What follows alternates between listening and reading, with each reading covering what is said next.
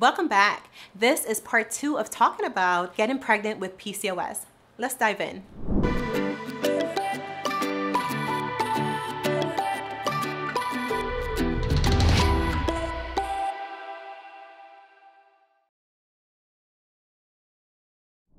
You want to be careful if you do not desire pregnancy. And if you do, there are different things that we can do to help you. Let's talk about those. Firstly, you may need ovulation induction. That's a process in which we give you medications to stimulate the complete maturation of that egg and the ovulation of it. By ovulation, meaning the release of that egg from your ovary. Now, in people without PCOS, a common medication that we may give to stimulate ovulation is Clomid. And while that medication may still work very well for PCOS, recent research has shown that using a different medication actually is more specific to people with PCOS and helps with pregnancy a lot better. That medication is called letrozole. It works beautifully, and it works beautifully specifically in people with PCOS. So if you have PCOS and you've been trying to get pregnant, you're not ovulating regularly, and you want assistance, please talk to your OBGYN or your fertility specialist and talk to them about the options that are available and using this medication specifically to help you conceive. Other medications that may be helpful includes metformin. Metformin works wonderfully for people with PCOS because most cases, or up to 70% of people with PCOS, have insulin resistance. What does this mean?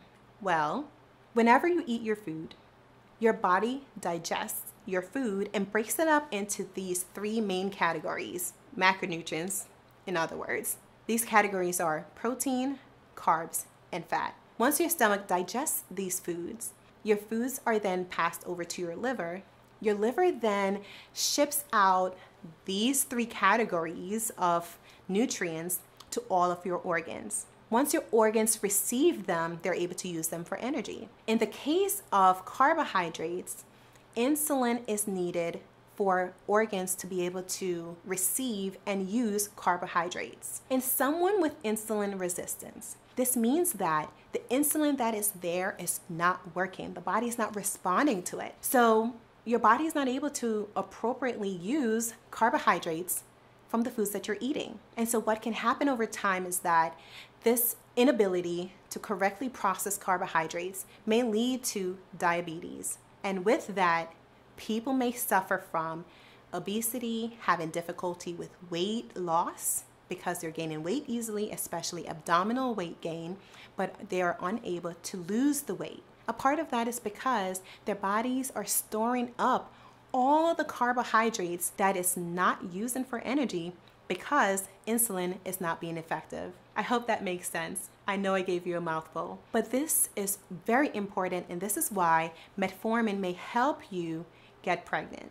Lastly, there's also the option of getting IVF treatment or in vitro fertilization to assist you in the process of getting pregnant. That's usually more so of a last resort once we've tried other medications that are pretty effective in helping you to conceive. Now, I would like to share with you some tips that I recommend if you are trying to conceive and you have the diagnosis of PCOS. Let's talk about these tips. Number 1, lifestyle changes. If you are obese, which 50% of people with PCOS are, then this is a good time to incorporate regular exercise and being able to fill our diets with whole foods, healthy foods, lean foods to help to reduce the amount of hormones that are being produced by fat cells. Once the amount of fat cells are reduced, the amount of hormones being produced by them will be reduced as well. Therefore, your body can be freed hormonally so that your ovaries can actually function the way they should.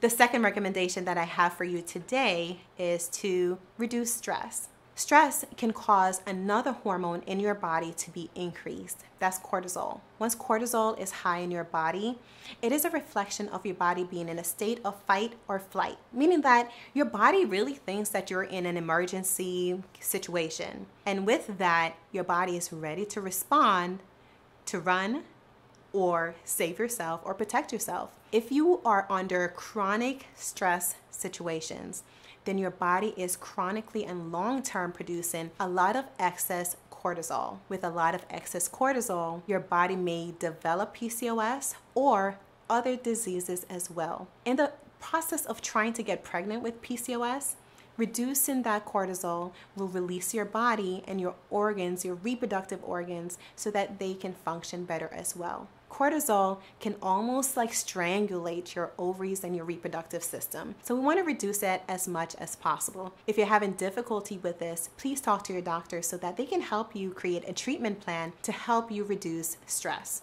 Lastly, know your cycle better than anyone else. You want to know exactly when you do have menstrual cycles, even if that means that you only have a cycle once every 4 months. We want you to have an exact date and know exactly how long your cycles are lasting. Also, it might help to give us information about what your cycles are like. How heavy are they?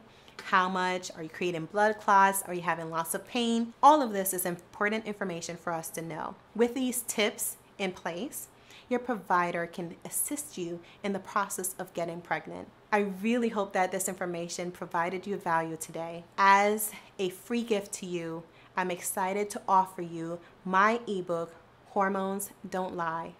In this ebook, we dive into the female hormones, we dive into systemic hormones, but more importantly, how to balance them, especially with PCOS, so we can encourage your body to be free and reclaim yourself.